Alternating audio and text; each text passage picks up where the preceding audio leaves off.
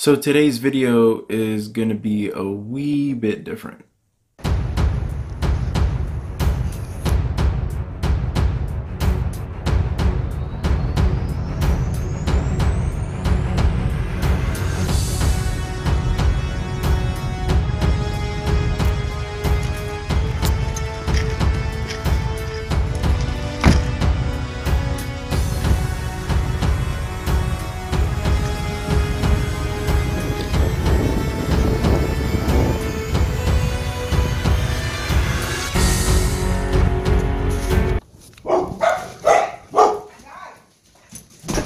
Puppies. Hey puppies. Yeah. Yeah, puppies. Yeah. Yeah.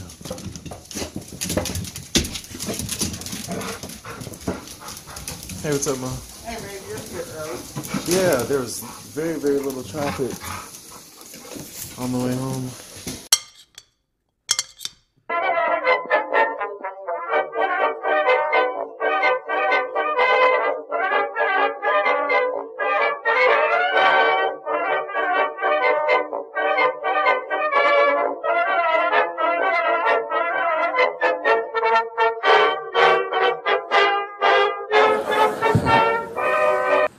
So we're constantly judging and assessing each other who's alpha, right? And what we do is when we assess that someone else is the alpha, we voluntarily take a step back and allow them to eat first. Alphas get first choice of meat and first choice of mate. Good system. Good system. The alpha gets to eat first. The rest of us may not get the best cut of meat, but we will get to eat eventually and we won't get an elbow in the face. Good system. We'll happily alert them to danger later. Good system. This is why we're constantly trying to raise our status, is because there are benefits to being the alpha. People will do things for us and step back and offer us favors, right? To this day, we're perfectly comfortable giving special treatment to our alphas. No one has a problem that your boss makes more money than you. You might think he's an ass, but you don't have a problem that he makes more money. Nobody has a problem that somebody who outranks us at work has a bigger office than us. Doesn't offend us. It is deeply ingrained in us. We happily step aside and allow our alphas first choice of meat and first choice of mate. It's good to be the king. There are advantages that come with being the alpha. You get special treatment. You get to eat first. People show you love and respect. It boosts the serotonin. You walk around like this. It boosts your confidence. It's awesome. But it comes at a cost. You see, the group is not stupid. We're not giving all of that stuff away for free. Leadership, alpha, comes at a cost.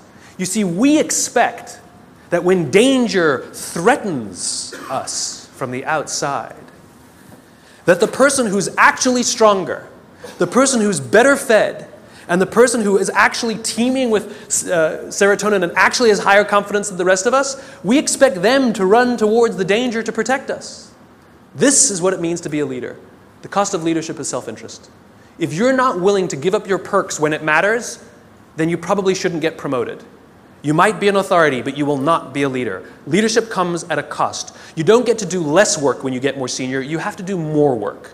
And the more work you have to do is put yourself at risk to look after others. That is the anthropological definition of what a leader is. So I know today's video is a little bit different. If you're new to Exalt, welcome. If you've watched the first 4 videos of Exalt, I'm sure it looks a lot different from my other videos with just some additional footage in there. But it's a little bit more natural to my style and my perspective and kind of what I want to do in light of this series that I want to continue to present to you guys. Makes it a little bit easier on me to give you guys original footage, and I think it just makes it a little bit more captivating and a little bit more natural that you guys see exactly just the process of what a day looks like. There's so much that I want to communicate about Exalt and what it does, and so much of Exalt has nothing to do with running a business. So much of Exalt is a little bit what you saw in today's video, right? It is a 40-hour-a-week job that I come home from. I get greeted by my dogs, and I get greeted by my mom who lives with us. I get greeted by my wife, and we sit down and have dinner, and I often don't start working until 6:30, 7 o'clock, and you know, around around the time 10:30, 11 o'clock rolls around, and you start feeling ready for bed, and you're thinking about getting up in the morning, or I'm thinking about getting up in the morning for my 6 a.m. workout, and you've only worked for 3 or 4 hours on a good night. I think that's so much part of my process right now that it's something that I also wanted to share with you in a way that was easy to swallow and kind of interesting, or kind of keep it neat and tight for you guys. So let me know what you think. But outside of that, again, who I want to introduce you guys today is Simon Sinek, who is a New York Times bestseller. And in this speech, he's communicating what, if you watch the whole video, you'll see is why leaders eat last.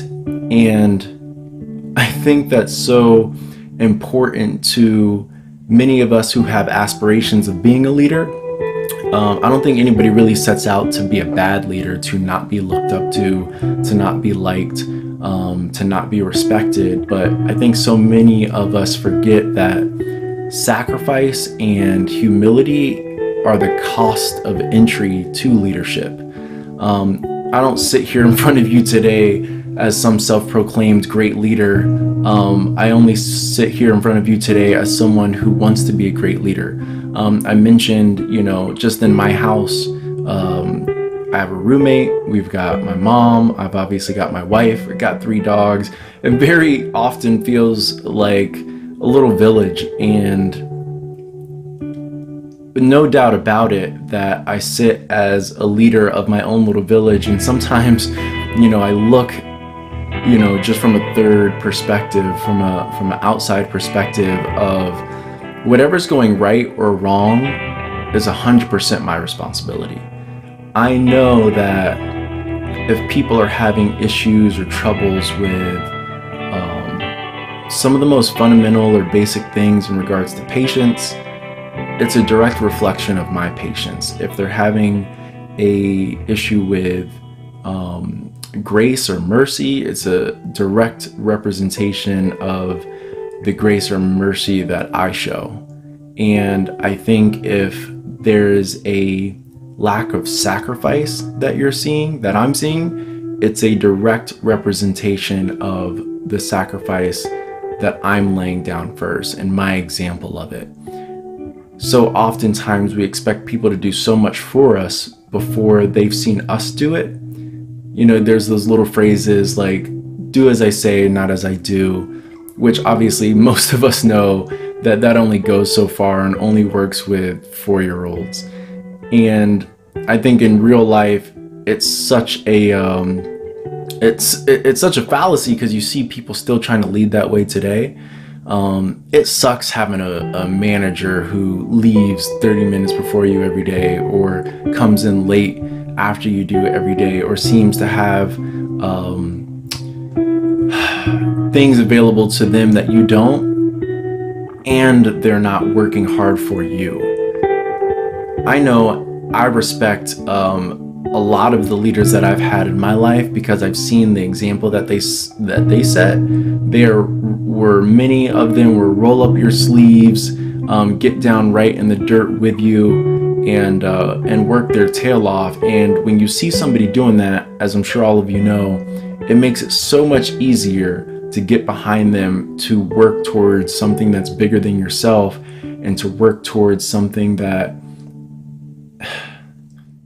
I got something for you guys. Hold on one second. Have you ever guys heard of the story of the 3 stone cutters? If you haven't, it's a good one. I'm going to read it to you guys. So here's how the story goes. A man happens upon 3 stone cutters. He stops and asks each one of them what he's doing. The first stone cutter pauses from his work and says, "I'm cutting stones. I'm doing my job. I'm making a living." The second stone cutter keeps hammering as he says, "I'm cutting and polishing the best crafted stones in the entire country." The third stone cutter wipes his brow, points to the horizon, and says, "I am building a cathedral that will stand there." At various times in our careers, we all find ourselves as one of these stone cutters. Sometimes we're just doing a job. Sometimes we're trying to do a great job. And sometimes we know that we're working towards a vision larger than ourselves. I made a commitment in one of my last videos where I said, I promise that I'm going to fail at something that I believe in. If I was going to build a cathedral, or if I'm going to cut stones, I want it to be because I'm building a cathedral, not because I'm building a doghouse. I want it to be something that I'm passionate about, something that I know is bigger than me. So my only question for you guys today is what are you building? What are you laying down a foundation for? Are you laying a foundation for sacrifice, for a vision, for something bigger than yourselves? Or are you expecting other people to do that for you? Remember, be intentional with your attention. See you guys later. Thanks for watching Exalt Expo episode number 5, The Cost of Entry to Leadership. Let me know if you like today's video. Let me know if you like some of the changes that I made, and appreciate you guys. See you soon.